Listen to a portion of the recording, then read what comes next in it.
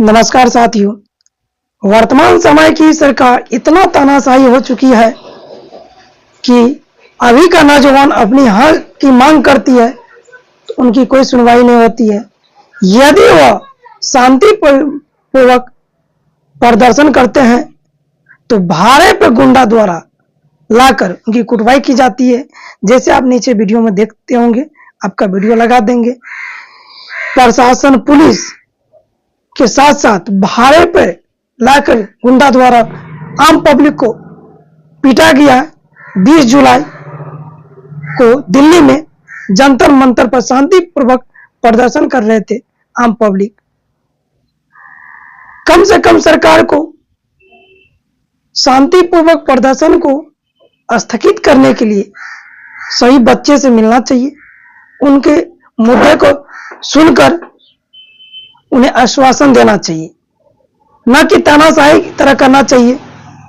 और जिससे भारे पे गुंडे द्वारा जो मारा गया विद्यार्थी से, उससे विद्यार्थी सब और अभिभावक जितना युवा साथियों, उनसे अनेकों पुलिस को भी नुकसान पहुंचा, उनको भी जोखिम हुआ। वर्तमान समय की स्थिति ऐसी कर दिया गया सरकार व्यवस्था, जिसमें सत्ता पक्ष विपक्ष भी तो यही चाहता है ऐसा होते रहे। सत्ता पक्ष भी चाहता है ऐसा ही हो, जो मुद्दा विकास की कोई काम ना हो। ऐसे में नहीं होने वाला है। आप युवा साथियों, आप विपक्ष का अपने वोट की मदद से सत्ता को चुनिए। और सत्ता लोकतंत्र में किसी की बपोती नहीं होती है सत्ता, और कोई पार्टी किसी का नहीं होता है। यदि होता तो आम पब्लिक की बात सुना जाता। अभी की डेट में नहीं। मंत्री विधायक जो भी पार्टी का हो, चाहे सत्ता पक्ष को विपक्ष को, अपने बाल बच्चे को विदेश में पढ़ाते हैं। विदेश में जमीन खरीदा है, आम पब्लिक को कष्ट होता है, आम बच्चे को कष्ट होता है।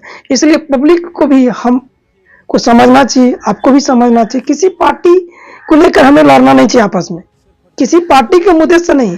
पार्टी कुछ भी, हम लोग समाज में जिस तरह रहते हैं, रह रहे हैं, सभी जाति सभी को होता है।